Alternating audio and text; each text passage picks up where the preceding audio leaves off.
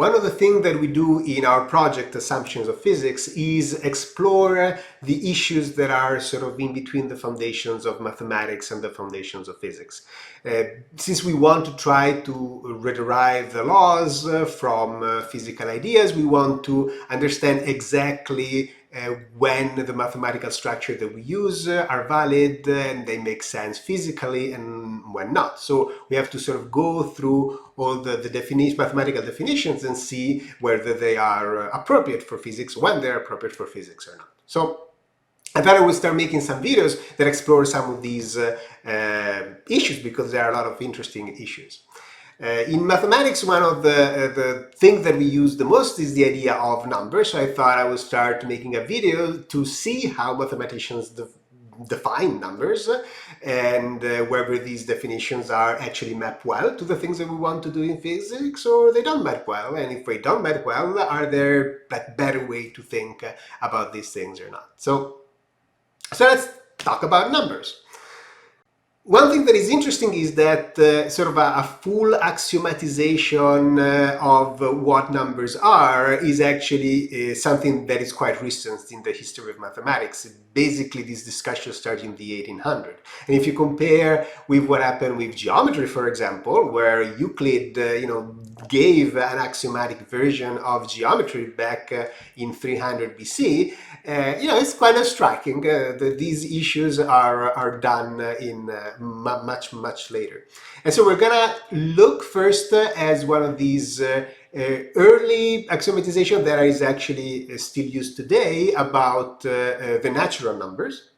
And this is due to Peano. It's a set of axioms that it's still used today, and other things, typically other axiomatization of the natural number actually then just prove again the Peano axioms, and then everything leads from there. So let's start with that. Okay, so here are Peano axioms for the natural numbers. And the natural numbers, recall, are the ones that start with 0 and they go 1, 2, 3, 4, 5 and so on up to infinity. Okay, so the first axiom tells us that 0 is a natural number. So there exists this thing called 0 and it happens to be a natural number. Then the next two axioms are more axioms of logic. They're not really specific to the natural number. But since when Peano did this axiomatization, there really wasn't like a general framework like a set theory, a category theory to define these things, he had to put them in his basic axiom. So what these two things say is that if we have a natural number A, then A is equal to itself, right? So every natural number is equal to itself.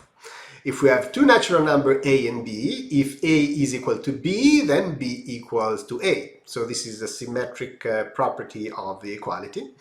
And then if A is equal to B and B is equal to C, then A equals to C. And this is the transitive property of equality. So right, this is really more of a property of equality than the natural number themselves. Another thing that we want to say about equality is that if a natural number A is equal to some object X, then X is a natural number. That's how it works. Okay, so now we really go inside the axioms that are more about the natural number themselves. So axiom number 4 tells us that every natural number A has a successor that we write A plus, right? So 0 we have a successor, it would be 1, then 1 is going to have a successor, it's going to be 2, and so on. Axiom number 5 tells us that if two numbers are equal, so if A and B are equal, then their successors are also equal, right? So if A and B are the same thing, then A plus and B plus are the same thing. Fair enough. Number 6 tells us that no number has 0 for its successor, which basically is saying that 0 has nothing that comes before it, and that before, that's sort of 0 is the first natural number. The last axiom is what allows you to do induction. We say that if we have a predicate, that we can show that it's true for 0. And then if we assume that it's true for A, and we can show that it's true for A plus, then that predicate phi is true for all A. So essentially, according to this axiom, a natural number is something that has a successor and that you can do induction on. And these axioms are enough to then be able to define all the operations that natural number have. So you can define a sum essentially by doing induction on the successor, right? So 2 plus 3, it's the successor of the successor of the successor of 2. You're applying these things over and over. And so these axioms are nice because they allow you to create all the mathematical definitions that you need later to do all the operations and all the things that you typically do on natural numbers. Now, one of the things that we already seen is that some of these axioms here are not really about the natural numbers. They are things that are of more general nature. And so typically what people want to do is then create a more general structure such that the natural numbers can inherit these axioms for the natural number. One way to do this is through set theory, right? So the idea would be that set theory defines those basic properties, and the natural numbers are just a construction within set theory. And then you can show that that construction has satisfied these axioms, and therefore that construction represents the natural number. And this is exactly what was done and how the natural numbers are typically defined in set theory. So let's look at how these things are done. So the construction is called the von Neumann ordinals, and I guess because von Neumann is the one that came up with this construction.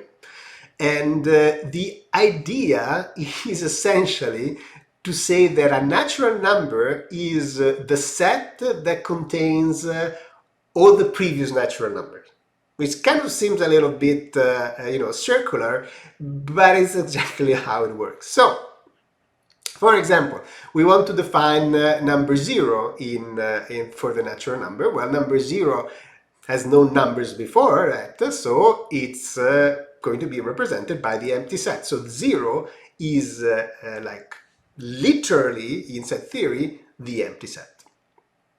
Okay, now we have number 1. Well, the numbers that are before number 1 is just the number 0. So number 1 is the set that contains the number 0. Which means that it's the set that contains the empty set, right? So in set theory, you can construct set by putting sets inside sets inside sets inside set, a little bit like the Russian doll. Like you put a doll inside a doll. And so here is the same thing. So literally, the number 1 in this construction is the set that contains the empty set. Okay, so let's continue. We have number 2. Number 2 is going to be the set that contains 0 and 1.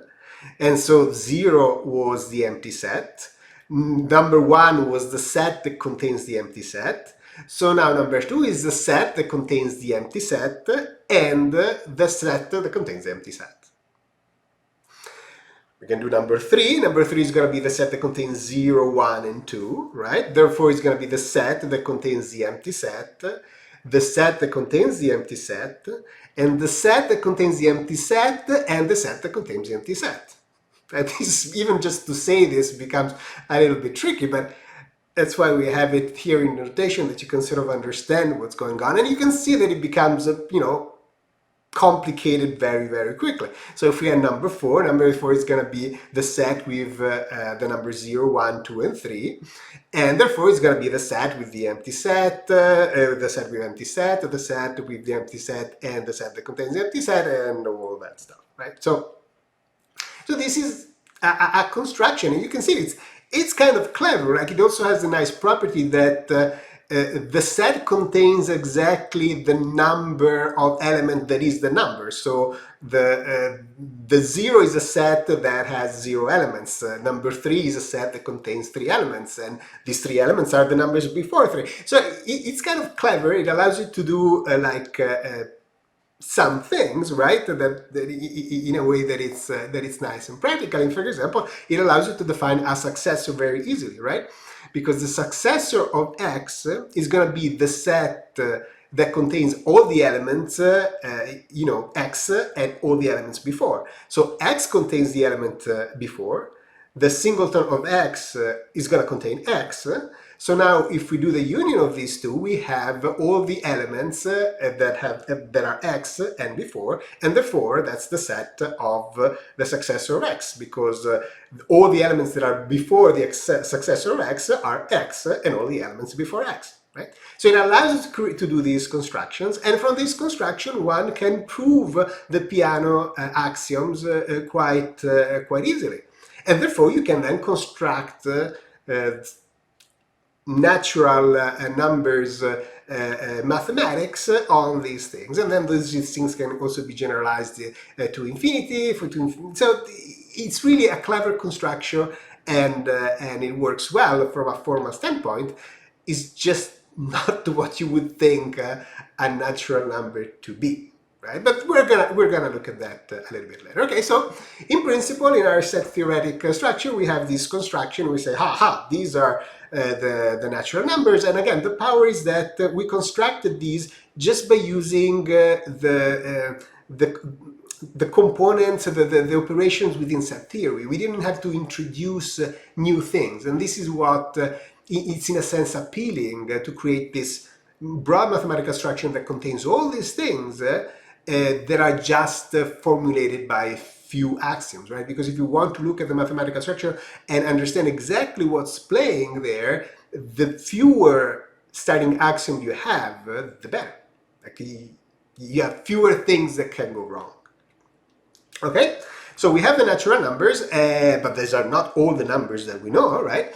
So the next step would be to construct the integers. So how do we construct the integers once we have the natural numbers? Well, if we look at the integers, the natural thing to think is that an integer is just a natural number with a sign, right? So it's -3, -2, -1, 0, +1, and so on. So we can think this as sort of the pairs of all the possible numbers here on the rows, and the signs minus and plus in the columns. Now, of course, what is minus and plus inside set theory? Well, we can choose to represent minus and plus, since we don't know how to represent them, just with two natural numbers, 0 and 1, right? So essentially, we can say that an integer, right, is a pair where we choose the first element from 0 and 1, which represent the sign, minus or plus, and a value from the natural numbers. And then, of course, we want to remove the -0 because we want to have only one 0. And by convention, we say that +0 is the good one, -0 is the bad one, and we remove it, right? So then we can have this construction, which is a set theoretic construction. We have the Cartesian product between the set that contains 0 and 1 and the set with the numbers, and the Cartesian problem is going to give us all the possible pairs, and then we remove the -0, we remove the pair 0, 0, because we don't want that, that's bad. Okay, so we have a set theoretic construction for the integers. But one thing that I want to note is that in this construction, right, +1, the number 1, it's not just the natural number. Now it's a pair. It's a pair 1, 1, which is different from this guy, from the number 1 that we had in the natural numbers. So when we construct our integer, all the natural numbers are basically getting redefined to something slightly different. Now they're not just a set, right? But they are a pair of the set that we got from the natural numbers with the sign and the value. So that's something to keep in mind for later. Okay, now we have the integers. Again, the integers are not the only numbers that we know, that we use. The next natural step would be to look at the rational numbers. So how do we define the rational numbers? Okay, so the rational numbers are called that because they are a ratio of two integers, right? So we have a and b. So in our first approximation, we think, oh, a rational number is a pair of numbers, of integers. Well, it's not quite like that, right? Because the number underneath cannot be 0. We can't divide by 0. Okay, so it's the pair of A and B where the last one, the denominator is different than 0. Well, even that is not quite, right? Because here we can make a table, right, with all the A's and all the B's, and we just put the pluses, not the minus, so that we don't confuse things. But clearly, 0 over 1, 0 over 2, 0 over 3, all of these correspond to 0. And 1 over 1, 2 over 2, 3 over 3, these all represent the same rational number, 1.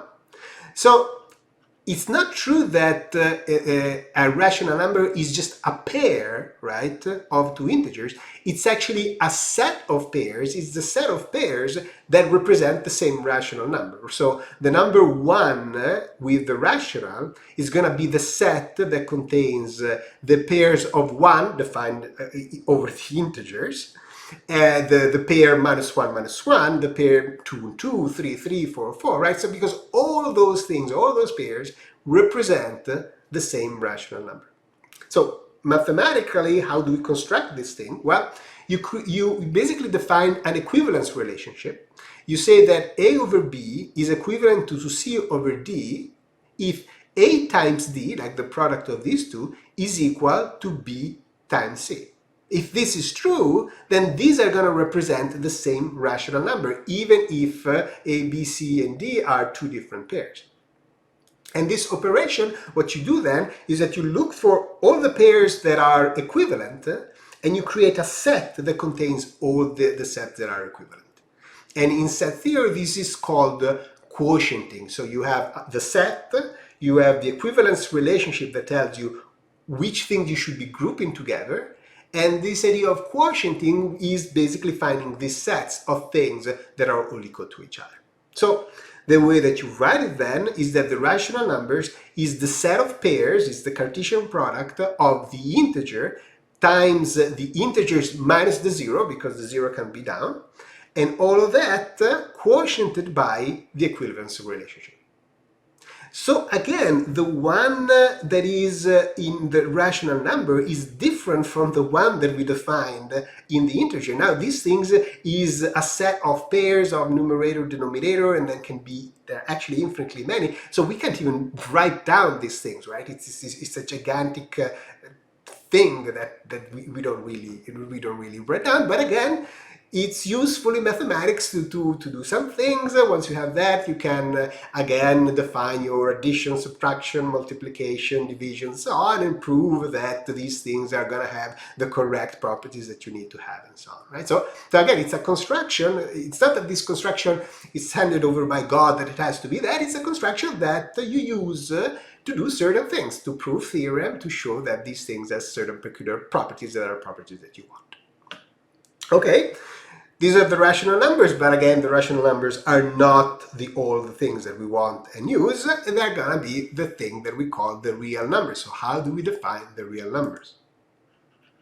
So the idea of the real numbers, there is very many constructions. The one that is most popular right now, it's one that is called the Dedekind cuts. And so the idea is that you have the number line here, the number line of the rationals, and something like pi would not be on that number line at all. But the idea is that this pi, right, divides, partitions the rational into two sets. Into two sets where there are the things that are bigger than pi, and there are things that are smaller than pi. So the idea is to use this observation to define pi itself. So pi itself is going to be the pair of two sets A and B. A is going to be all the numbers that are before pi, and B are the numbers that are all above pi, the rational that are above pi.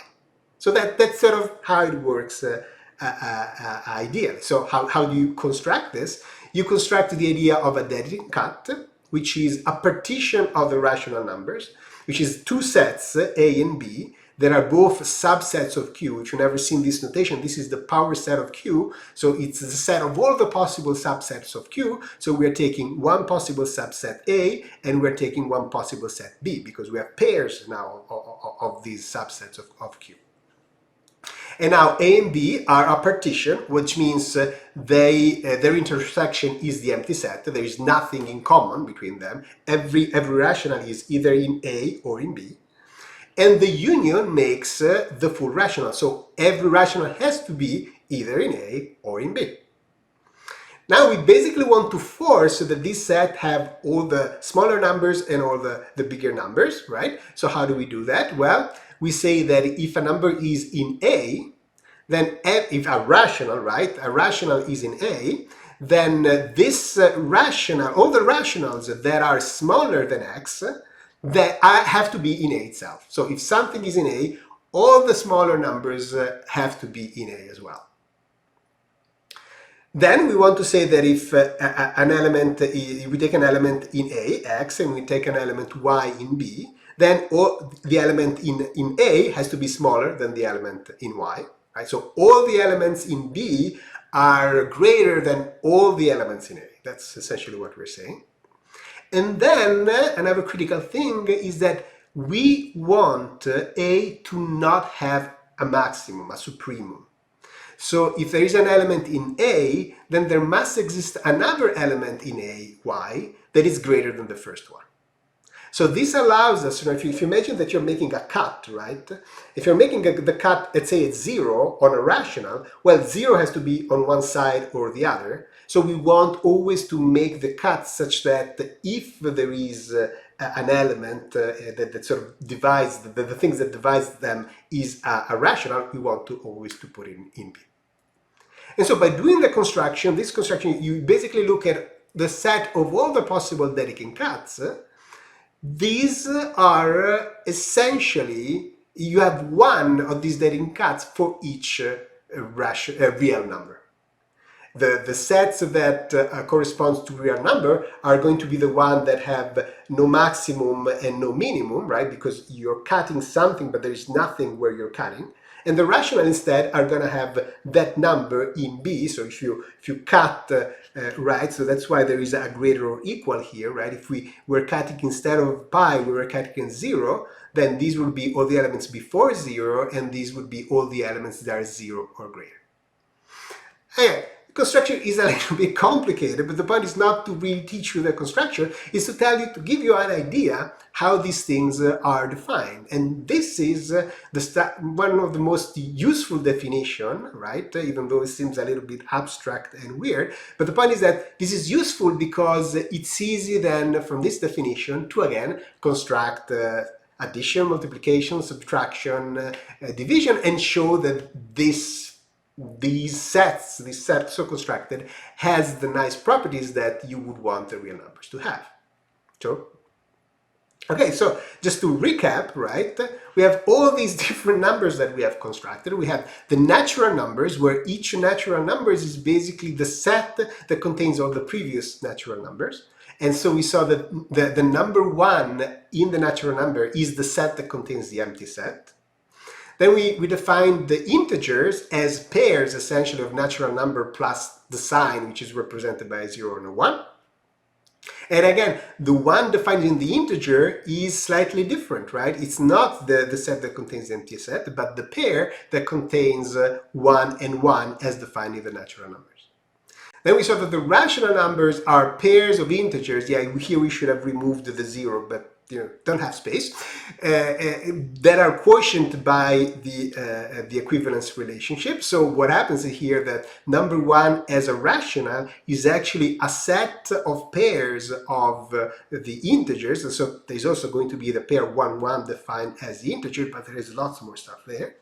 And then we saw that the real numbers are the Dedekind cuts, which are pairs of subset partitions of the rational numbers. And so the number 1 defined as a rational is the set of, it's two sets. One, the set of rationals that are less than 1 defined as a rational, and the other are all the sets of the rational that are greater or equal to 1 defined as a rational. And then, of course, we could define the complex numbers as a pair of real numbers, and now the 1 in the complex numbers would be the pair of the 1 of the real numbers and the 0 real number. So yeah, it's completely a mess, right? And so we have all these constructions, and the construction allows you to prove theorems and so on, but again, what is a number? We don't seem to have a generic definition that says, oh, a number is an object that satisfies these properties.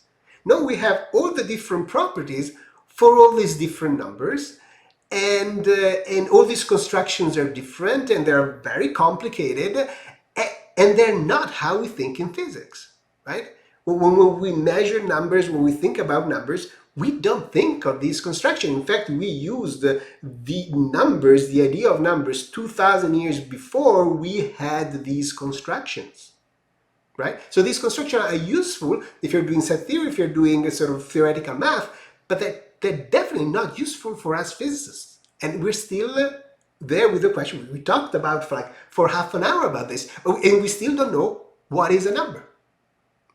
Okay, let's change gears completely then and look at another way in which number-like quantities are defined in math, and in fact how actually numbers are generalized, and that's through algebraic structures. Things like group, monoids, fields, all these sort of things, which maybe you haven't even heard about. Groups, usually we hear about a lot in physics, but all the other algebraic structure maybe not. But the idea is this, right? So consider the addition and the multiplication on a generic set of numbers. So on the natural, the integers, the reals, they all have addition and multiplication. It's subtraction and division that might not be defined, right? But addition and multiplication, it's there in all the numeric structures, right? So, okay, so we have addition, right? What does addition do? Addition takes two numbers and returns a number in the same numeric group. So if you sum integers, you get another integer. If you sum natural numbers, you get another natural number. And one of the properties that addition have is associativity, right? If we do A plus B and then plus C, it's the same as doing A plus B, sum of B and C. And another thing that addition has is an identity, a number that if we sum any number to it, the number remains the same. So here is for addition is 0. If any number summed to 0 still gives us the same number. Now, these three things are very similar to what we have in multiplication. What does a multiplication do? It takes two numbers and returns a number of the same kind. So if you take two integers, you get an integer. If you get two natural numbers, you get another natural number. If you get two real numbers, you get a real number. Multiplication is also associative, and the multiplication has an identity. Here is not 0, it's 1, so any number multiplied by 1 still gives you the same number, right? So in both cases you have this number that sort of does nothing, right? It's gonna be different, but you have this concept of an identity. And so these properties are the same for all the numbers.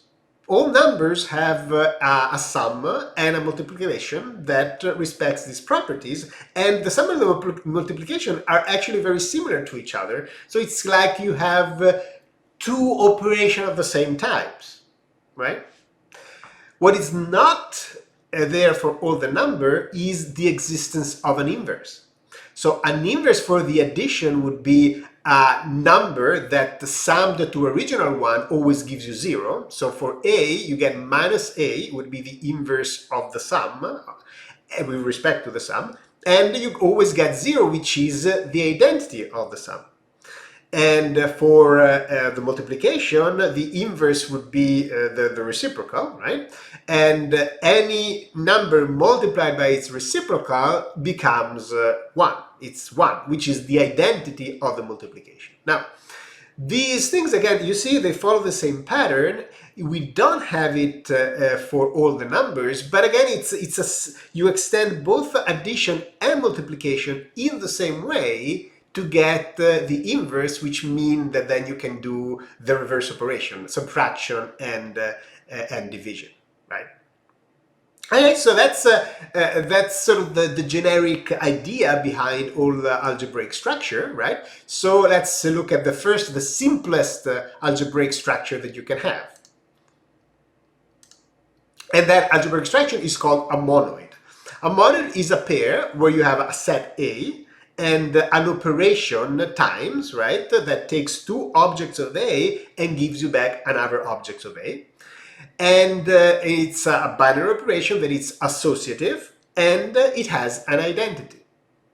And so if you take the natural numbers with sum, with the summation, with the addition, then that forms a monoid, because as we saw before, the addition satisfied associativity and it has an identity.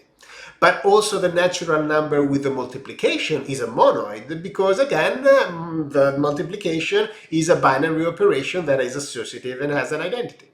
And this is true for all numbers. So if we take the integers and the addition, that's a monoid. If you take the integers and multiplication, it's a monoid. If I take the reals and the sum, you get the idea. All numbers with addition and multiplication, they form a monoid. Right? So this is a way to sort of study these things in general, and anything that you prove for a monoid, you have proven for all these structures. So for example, you can prove that the identity is unique. So suppose that you had two identities, right? You had a set and an operation, and the operation not only has one identity, but has another identity. Well, so if you take the first identity, you know that adding anything to an identity gives you the same thing. So we can add the first identity with the second identity, and this would be equal to the first identity, because adding something for an identity doesn't change anything. But it's also true then, if we look at the second identity, adding the first identity, it gives you back the second identity. So E1 plus E2 is also equal to E2. And therefore, E1 has to be equal to E2. So we have proven that whenever we have a set that is an operation that is associative and has an identity, that identity has to be the same it has to be unique. So you can't have an addition with two zeros, or you can't have a multiplication with just one. Okay, so you may say, what is this useful for? Well, you study the structures and you try to understand what is possible and what is not possible. Okay, so this is the simplest thing that you can think about in terms of what we already before, and this is called a monoid. Now we saw that a way to extend associativity and the identity is the presence of the inverse. So a group is a monoid. So again, it's something that has a binary operation, that is associative, and it has an identity, and it adds the idea that it has an inverse operation, right? So we find A inverse such that A multiplied by the inverse is equal to the identity. And here, technically, the multiplication has to be done on the left, on the right side, because technically it's the operation doesn't have to be symmetric. So, but we're not going to look at that. We're just talking about numbers, so it's fine for us. But the point is that while some operations are a group, right? If we take the sum with respect to the integers, that's form a group because we have an inverse, which is minus the number. The sum on the natural numbers does not have an inverse. We don't have a number that summed to 3 gives us 0 if we're just looking at the natural numbers.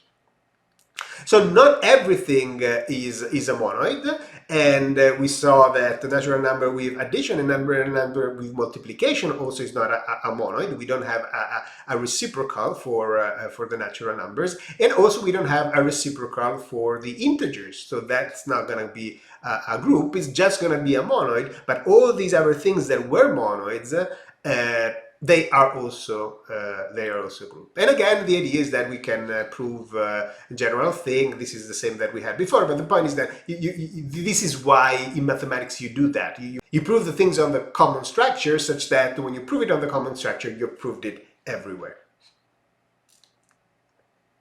Okay, so with both groups and monoids, we always had one operation. Now we saw the numbers actually had two operations. They had the sum and the multiplication.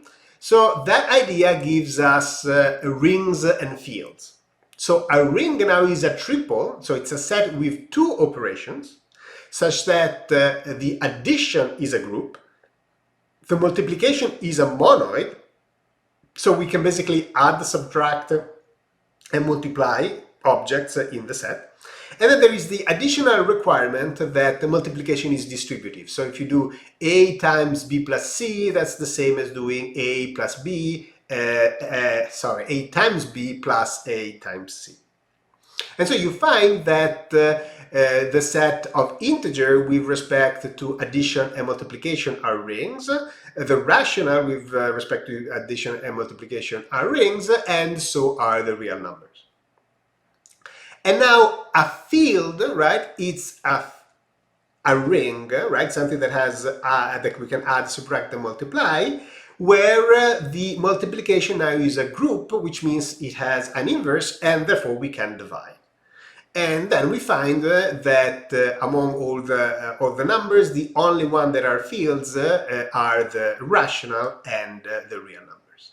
Okay, so this is a way algebraically to characterize the operation and to sort of recover some of the structure and some of the things that we have for numbers through these operations. But again, the idea of doing these things like that is then to expand the notion of what things we can do and find other objects that we can sum, subtract, multiply, and divide, so that we can sort of increase what numeric-like structures are there and can be studied in mathematics, which is useful to, to prove a lot of things that might be useful for mathematics, and then they're also going to be useful in physics. So let's look at some other things that are rings and fields, right? So one of the things that you can show, for example, with all this machinery is that there are only two fields that extend the real numbers. That is, a field that properly contain the real numbers as a subset. And these two fields are the complex numbers and the quaternions. And that's why, mathematically are very important and studied and interesting, because they have these properties. So if you want to have a set of objects that you can add, subtract, multiply, and divide that contains the real numbers, so in a way you can sort of do the same operation that you were doing with the real numbers, you get these only two things. There are only these two things, right? So that's an interesting result. There is nothing else that actually satisfies that. Now, if you consider all the polynomials of a variable x, right, so ax to the n plus bx to the n minus 1 and so on, so all these polynomials that you can construct, well, you can add them, you can subtract them, right, just by adding and subtracting the coefficients, but you can also multiply them, right? You can't divide them, because if you try to divide two polynomials, you're not gonna get a polynomial. But if you add, subtract, and multiply polynomials, you do always get a polynomial. And therefore, polynomials of a variable form a ring. There are things that we can add, subtract, and multiply. We have those operations with the correct relationship. So, okay, so when we prove something about rings in general, we're going to also prove something about polynomials. And there are some things that we do with numbers that we can also do with polynomials, and in some fashion treat polynomials as numbers. And if you now consider the ratios between two polynomials, then you can also divide them, right? Because if you try to divide two ratios of polynomials, they're going to get the reciprocal, and you're going to be able to multiply them, which are still going to give you a ratio of two polynomials. So those will form a field, and again, you might be able to prove and do something on this circuit. So the point is that I'm trying to argue here that these structures are indeed very useful, very interesting from a mathematical point of view. Like monoids, groups, rings and fields, and then there are of course others, allows us to study set of objects that allow operation like the ones that we have for numbers. And they allow us to develop general results and general technique to study all sorts of objects, many everything, right? But again, here we're not trying to understand whether these structures are useful or not. We are trying to understand whether they help us answer a physical question. What is a number from a physical perspective, and whether the mathematical structure that we have are good for describing numbers from a physical perspective. And so the question really is, are algebraic operations the right way to characterize numbers in physics, things that we think about as numeric quantities? Well, and here's the rub, is that they don't seem necessary, these algebraic structures. So for example, they completely ignore units. So yes, if I take two pure numbers and I multiply it together, I get another pure number. But if I take two physical quantities that have units, so I take a meter and I multiply by a meter, right? Things that are distances, they're all in the same class. When you multiply them together, you don't get a meter. You get a meter squared, which is a different thing, right? If you sum and subtract meters, you still get meters. But if you multiply meters or divide meters, you don't get meters. You get something else. So the idea that the set is closed under the multiplication, if you consider units, it's not really true, right? It doesn't really work. And then also, if we do a nonlinear transformation of numbers, right, we are going to break well, the addition, because it's not linear, so it's not linear, it's gonna break the addition, and of course it's also going to break the multiplication, because we're breaking the addition, and you can think as the multiplication as an iteration on addition for at least integer quantities. Then of course you broke the addition, you have broken also multiplication. So but the fact that when we break these structures, it's not that we say, oh, we don't have numbers anymore. No, we still have numbers. We still have a quantity, and it's just that the relationship it's different, might be complicated. But again, it doesn't seem to be a problem. Like, it doesn't seem to be a critical thing for it's not that you get a different type of numbers. So you just get some other quantity. So it doesn't seem to be a problem. And they of course are not sufficient, because as we said, that the whole point of creating all these algebraic extraction is to increase the thing that we can study, even though we don't really regard them as numbers. We don't think as a polynomial as a number. A matrix is not a number, even though you can add this, subtract, and multiply if it's square. So it doesn't seem to fit. And the other way that it doesn't seem to fit is that, you see, all these structures are called monoid, group, field. There is no structure that is called number. So even in this context, we don't really have a definition that tells us, oh, numbers are objects that satisfy these operations. So the algebraic structure are not really there to study the numbers themselves.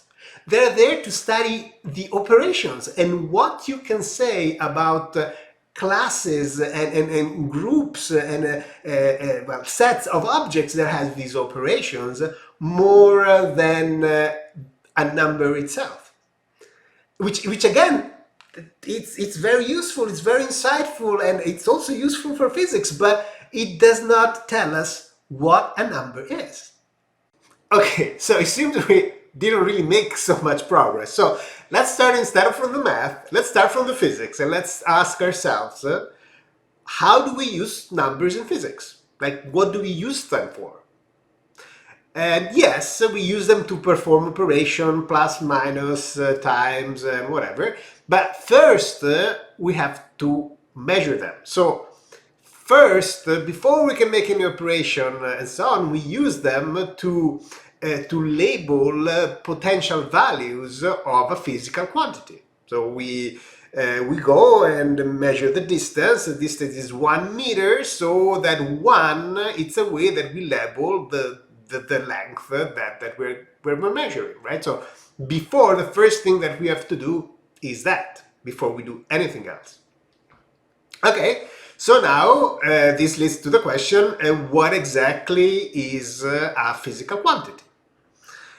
And to answer that question, let's imagine some physical properties that we have, like distance, like position, temperature, the state of matter, so if something is a solid, a liquid, or a gas, the number of molecules in some container, The mole ratio, meaning when you are making a reaction, you know that you have to put, 2 parts of hydrogen with 1 part of oxygen to make water, right? So that it's 2 to 1, that's the mole ratio.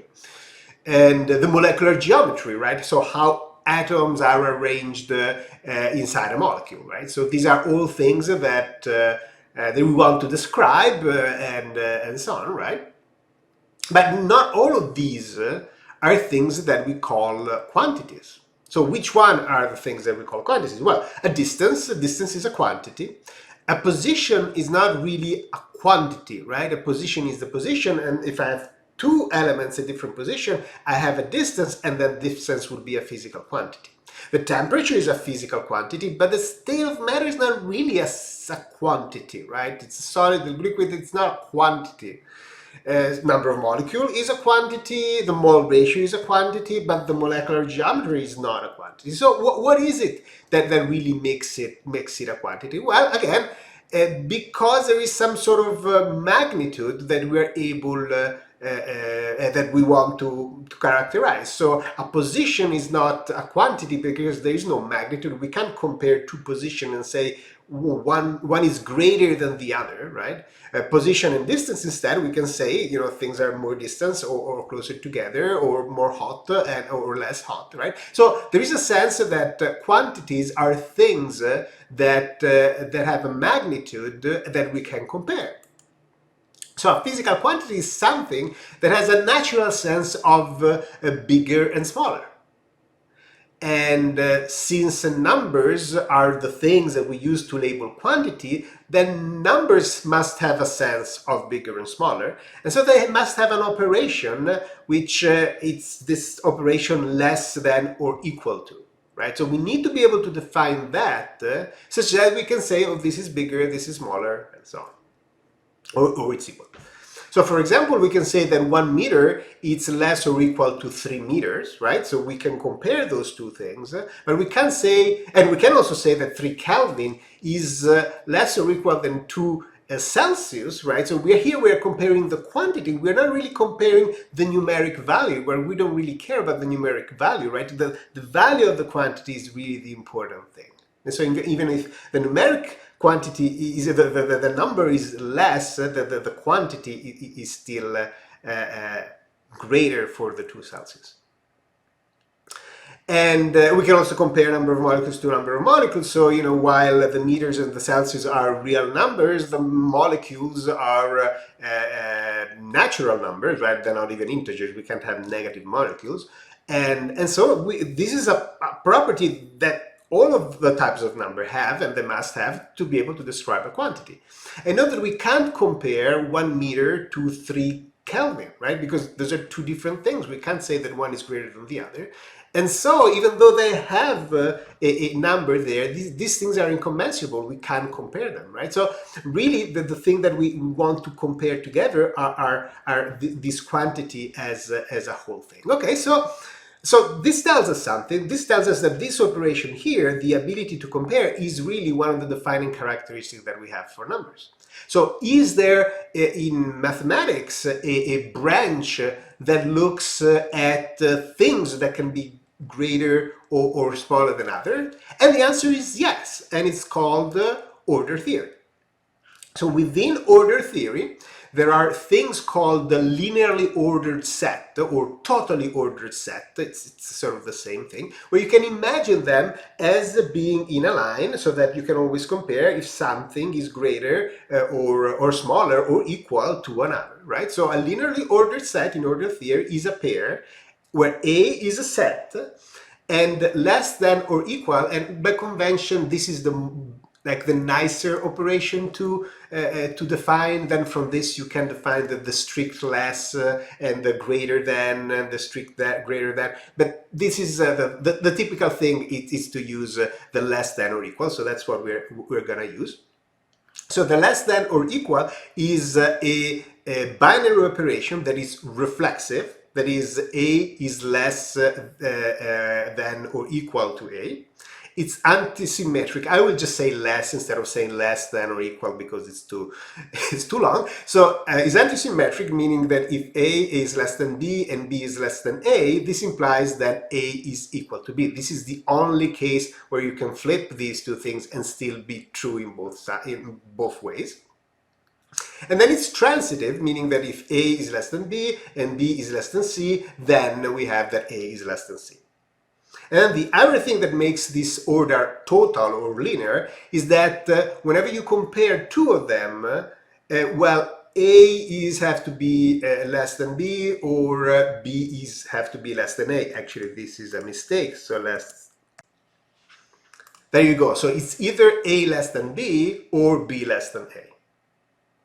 And the idea is that there is a way, right, to define maps between linearly ordered things and check whether two things are ordered in the same way, that whenever you map one thing to the other, all these ordering relationships are respected. This is called an ordered isomorphism. And if two things are ordered in the same way, then you can use one thing to label the other. Because once you say, oh, this is number 0, and there are things that are ordered in the same way, and then there's going to be one element that you map, and that element is going to have the same ordering property with everything else.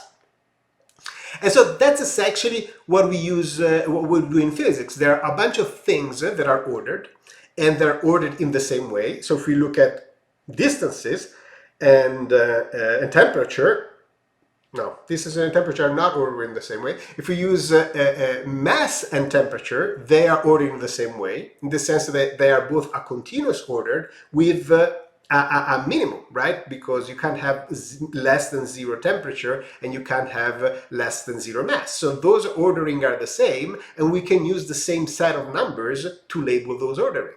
If we take space and time, again, these are ordered in the same way, right? They are continuous order that go from minus infinity to infinity. And so we can make a one-to-one correspondence between these things and the real numbers. So for all these things, we can use the real numbers to label these quantities. So that works. So now what we need to do is essentially characterize this linear order in a mathematical way so that we see which properties do the real number, the natural numbers, the integers, and the rational obey.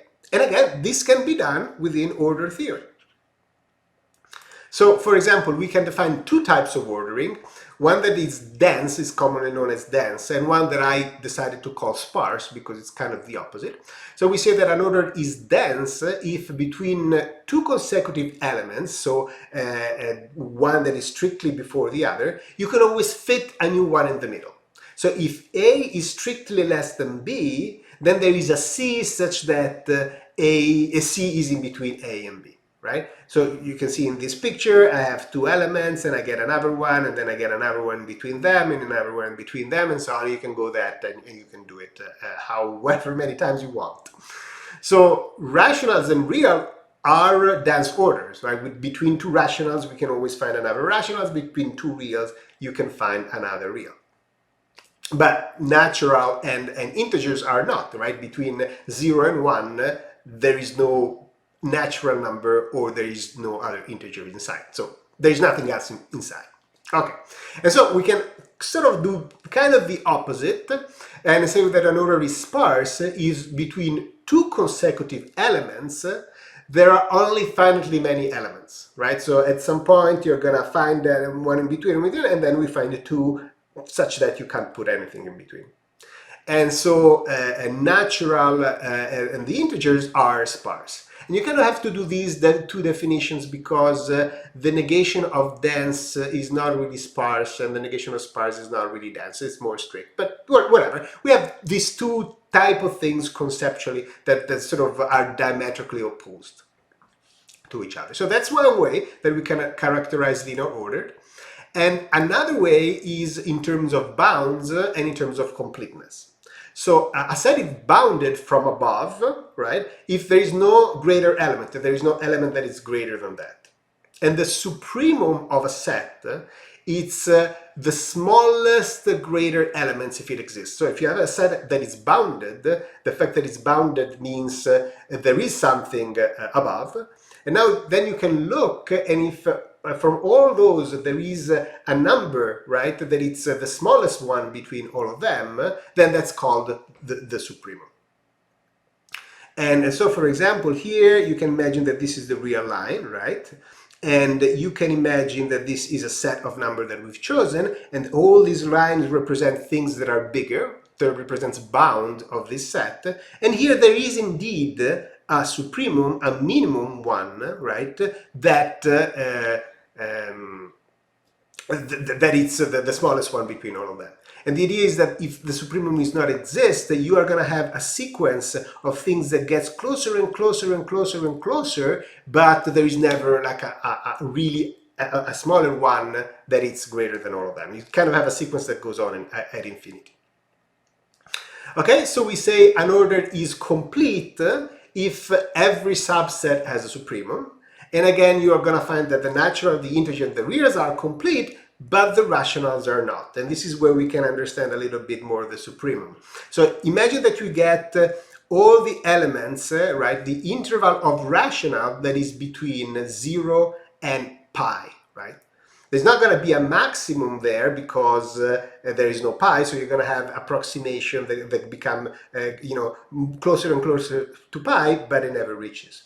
Now, the bounds, right, are all the sets of rational that are greater than pi, and so you're going to get closer and closer and closer to pi, but again, pi is not there, therefore there is no minimum rational number, right, that it's greater than all the rational number that is between 0 and pi. And so Q is not complete, the set of rational is not complete, because again you have these gaps. You have these gaps, and these gaps means that you can create sets that don't have a supremum.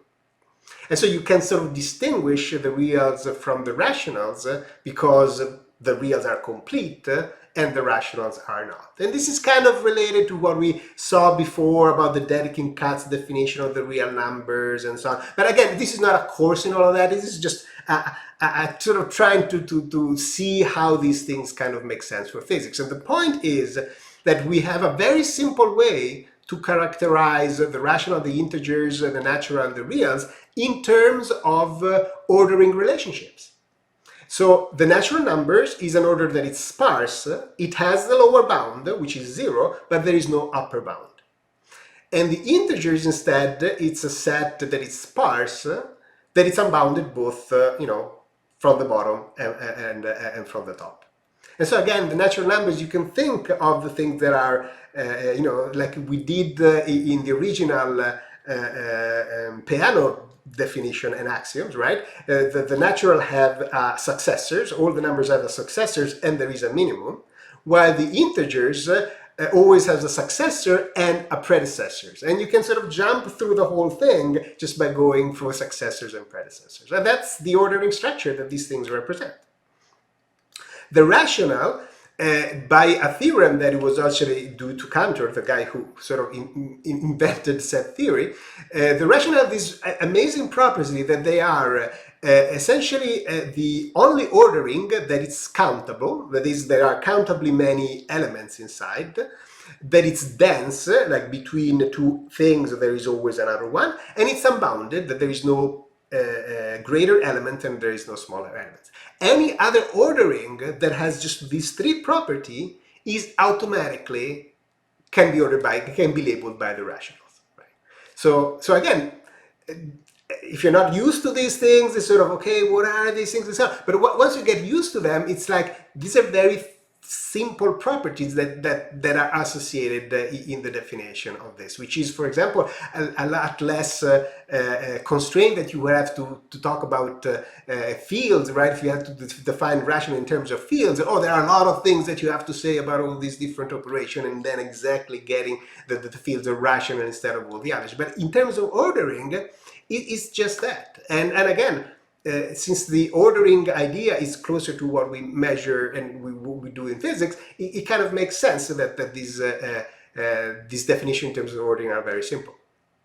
And the reals, the last one, is a set that it's dense, as we saw before. It's unbounded, it doesn't have a maximum and a minimum, and it's complete, right? There are no gaps, and it has a countable dense subset. So there is a set that is countable and it's dense, and it's gonna be the rational.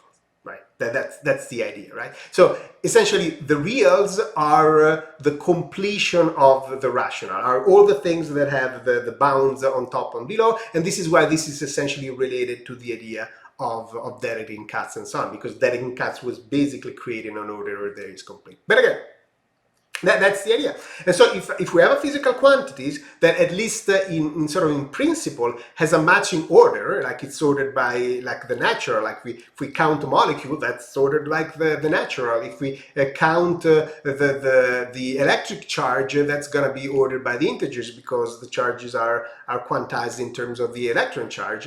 And then we would use the integers, right? So if the thing that we are measuring matches one of these orders, then you use the appropriate number to represent. Okay, and a third question is why is this important, right? Why do we care? So yeah, it's true, but you know, this discussion is so far like distant from the experimental practice. You're making calculations, you're doing things, yeah, whatever, you use the numbers and so on. I'm not saying anything new, right? This is nothing. Why should we care? Well, of course, if you're doing, you know, physics and engineering at a higher level, you're not gonna care, and I completely sympathize if you're not gonna care. Maybe just for you know, intellectual curiosity, you might be interested. But the point is that if you're working on the foundations of physics, well, if you're working on the foundation of things, I think you ought to know, because you need to understand where these definitions come from. And there is a very practical point here, is that if we say that the use of numbers in physics is tied to the ability to experimentally compare magnitudes, whether something is smaller or bigger, we know that this is not going to be, this is not as sharp as the real numbers would want. So suppose that you have two weights, right? And you imagine that these are labeled by a real number A and B that is representative of the mass, right? So it's kilograms multiplied by this real number that tells you exactly how many kilograms you are. So if you have to compare these two things and you have a scale, right, you put them in. If the scale tips on one side, you can say, oh, well, definitely A is less than B. If it tips on the other side, you say, well, definitely is A greater than B. But if the scale remains the same, you can't say that A is exactly the same as B. It's going to be almost the same, right? It's going to be within some tolerance. It's A is equal to B, you know, within, I don't know, 0.5 grams, something like this. And then the idea is that you can go and create a better scale with some other technique, and then you find that it's, you know, they're equal to the 0.5 milligrams. And then you can create another one and you get more precision. So the idea that we're using the real numbers is because essentially we pretend that we can always create a better measurement device that is able to then split the difference and tell us exactly what's going on. But clearly, we're never going to have something like that, right? Why we're not going to have something like that? Because we know that there is a limit, the Planck scale, below which distance, time interval, and mass cannot be measured. So if we have something that is within that bound, right, that is the two things that are very, very close together, well, at that notion, we're not going to be able to tell which one is bigger than the other, and even if one is bigger than the other. Like that question, we can't ask it anymore operationally and experimentally. So at that scale, the notion of bigger and smaller fails because we can't pretend anymore that there is a better technique that we can use to split the difference and so on. So we have to recognize the fact that we are not really able to tell when two things are equal. We can say that one is greater than the other when the distances, when the mass scale are different, but when they start being close together, it becomes difficult. It becomes more difficult, and it's not quite a yes or no questions, and we would like it to have. But then these physical property cease to be physical quantities because we can no longer represent them by a number. And sorry for the typo.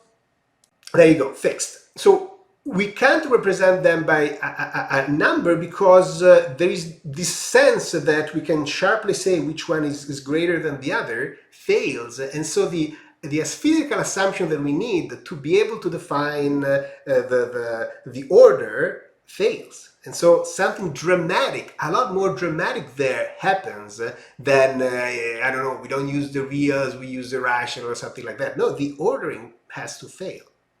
And so this is why I think it's important, because if we want to make progress in the fundamental physics, in sort of the really the foundational questions, we need to fully understand the physical assumptions that are implicit in the use of a particular mathematical tools.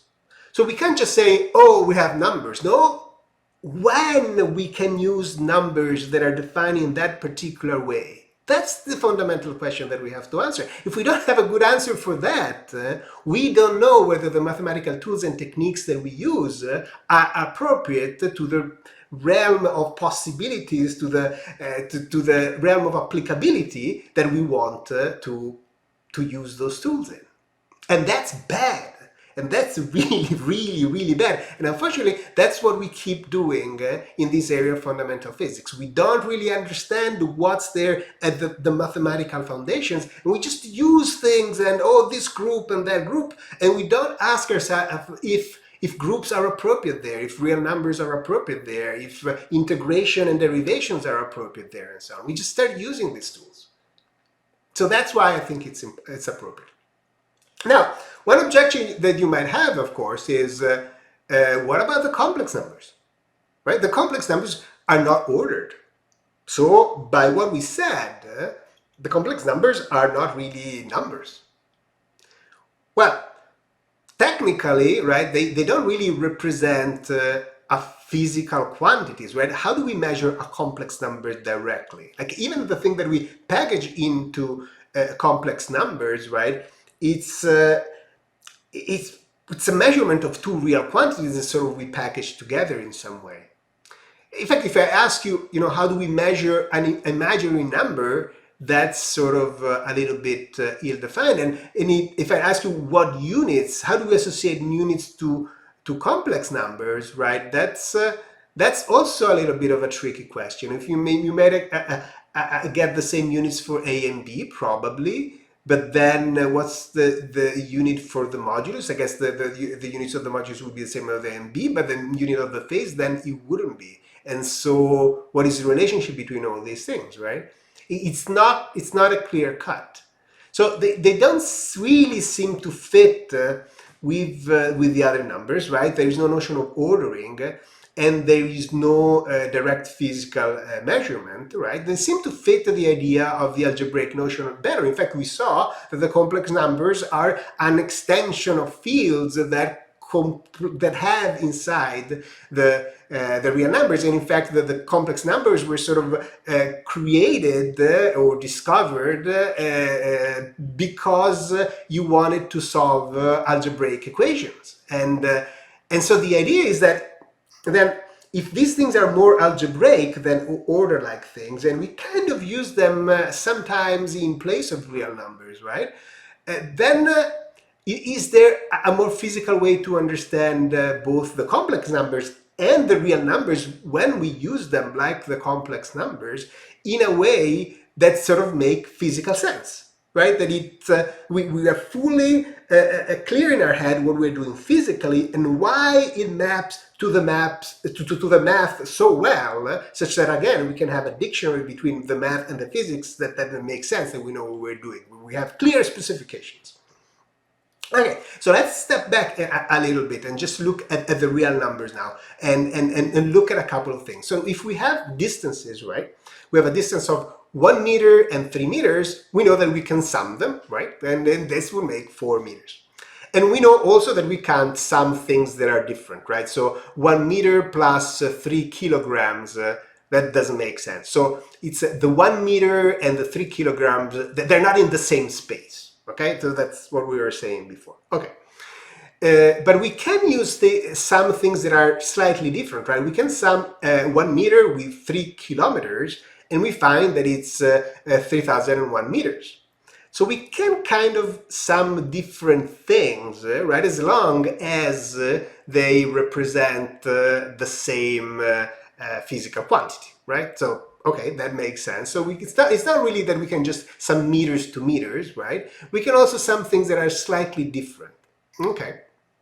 Well, we clearly cannot multiply meters and still get meters. So if we have 2 meters times 3 meters, we don't get a distance, we get an area, and we get 6 meters squared. So we don't have multiplication of distances.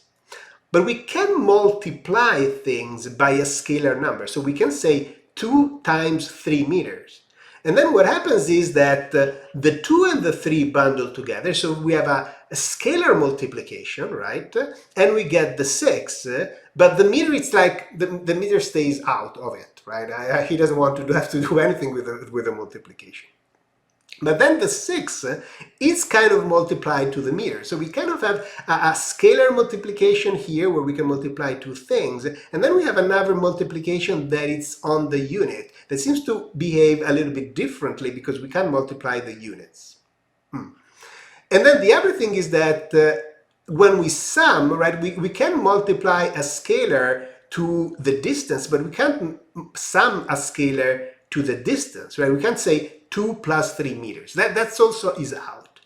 But we can sum the scalar together and then apply it to the meter. So we can say 2 plus 3, which is going to be 5, and make meters.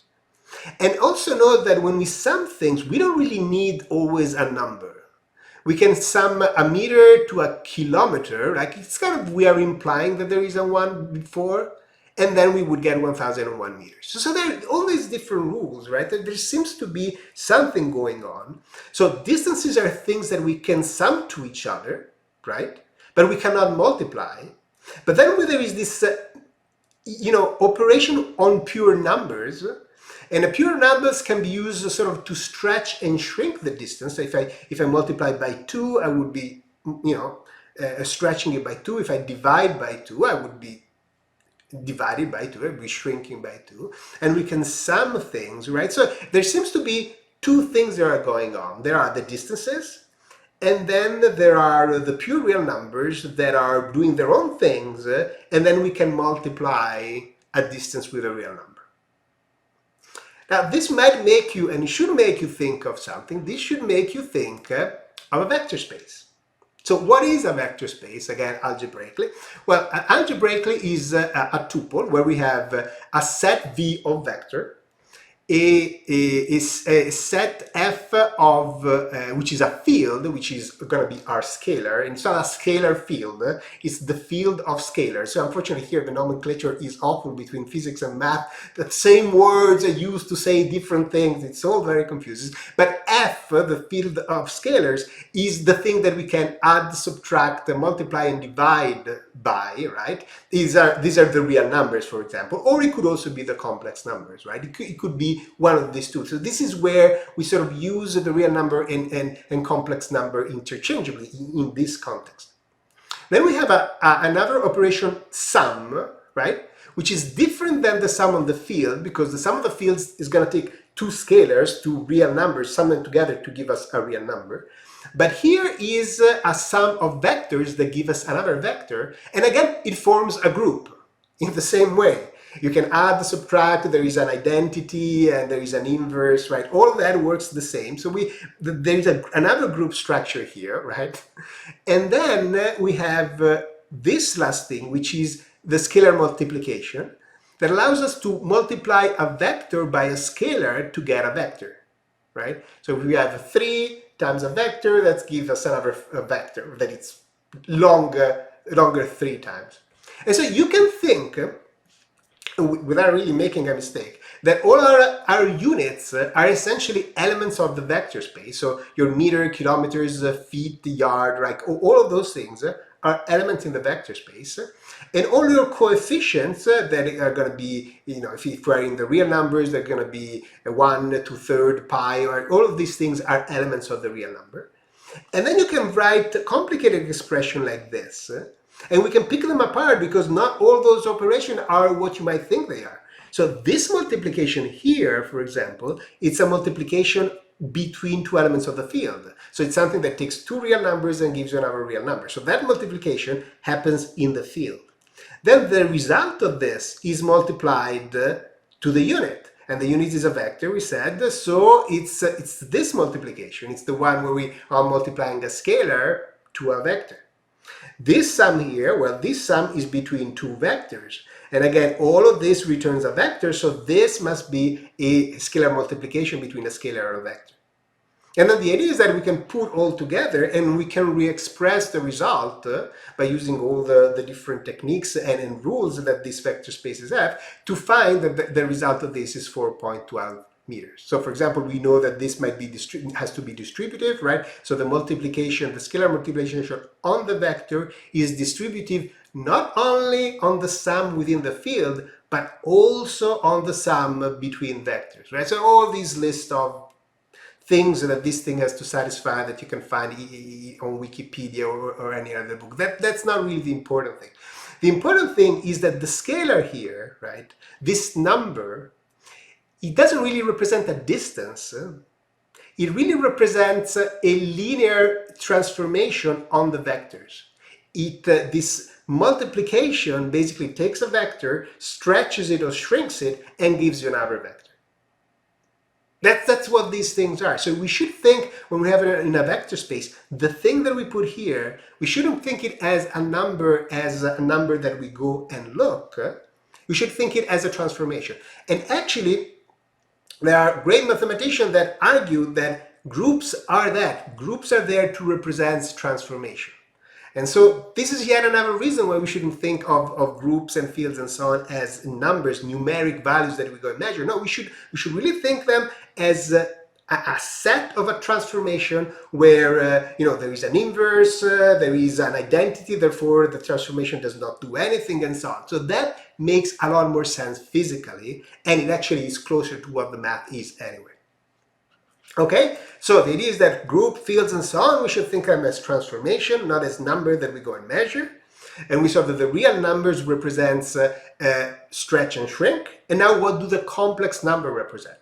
Well, the complex number represent stretch and shrink because the complex number contains the reals.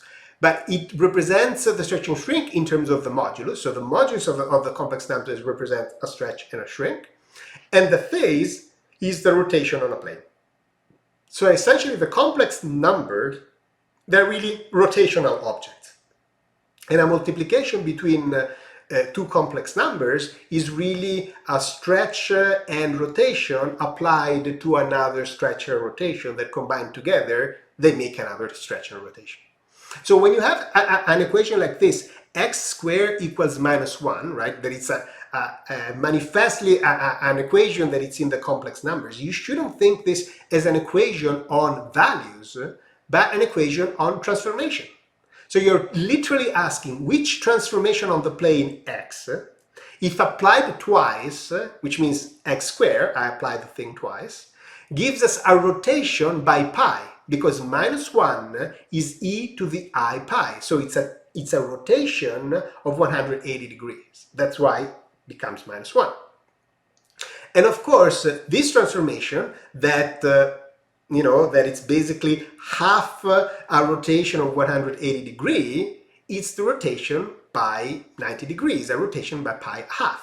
In fact, e to the I pi half is I. So I is a solution of that, and we can understand it much better if we understand it as a solution to an equation on a transformation instead of an equation of a number that wouldn't really have any meaningful solution and any meaningful reason to exist as an equation done like that. Okay, so what have we learned from all these things? Okay, we learned that mathematically there is really no concept of number that we can just inherit and work our way, right? A lot of things that the definition that come from set theory are good for doing some things. The definition that we have from algebraic structures are good from other things, but they don't really tell us the core of what a number is. And in physics, really, numbers are there for quantities, things that you can compare the magnitude of, and really the important structure that the numbers have is the ordering. And the ordering is enough to define the structure. We don't need to know that they can be summed, divided, and so on. Just that they can be, that they are ordered. And that's important because thinking clearly of how do we do that experimentally tells us something, tells us that once those operational way of comparing which one is bigger and which one is smaller fail, then the whole premise of a number fails too, and so we need to think more carefully of what these things are. So this is one of the point of our research project, right, is that we need to go and relook at all the definition, all the mathematical definition, understand exactly if, like, on what grounds can we physically justify those definitions, such that we can know that those things are applicable in the realm of applicability, in the realm of physics that we want to apply them. And then we saw that there is actually a kind of a better way to understand real number complex numbers related to the unit if we understand things as working in a vector space. And there are some things that don't quite work right there that I don't want to go into right now. But the point is that if there are things that don't quite work, again, it's a symptom that the mathematical structure that we have currently are not there and they're not good enough to track all the things that we want to do with units. And because, I mean, a lot of the time when you go from physics to math, you throw away the units and then you have no idea what you're talking about anymore. But the units actually provide a lot of structure. There are a lot of other higher mathematical things that actually you can show that they're there mathematically because the physics needs to keep track of units.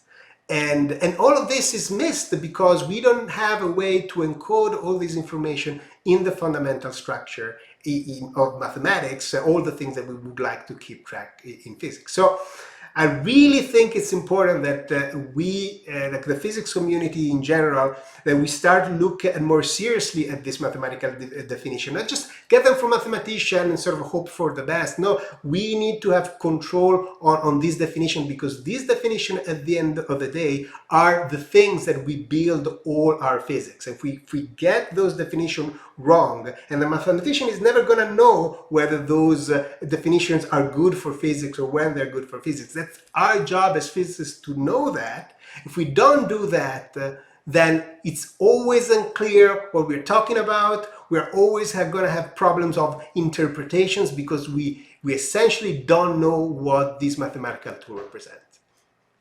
So I hope that you enjoyed this discussion, that gave you some ideas. Please leave comments if you have questions underneath and let me know.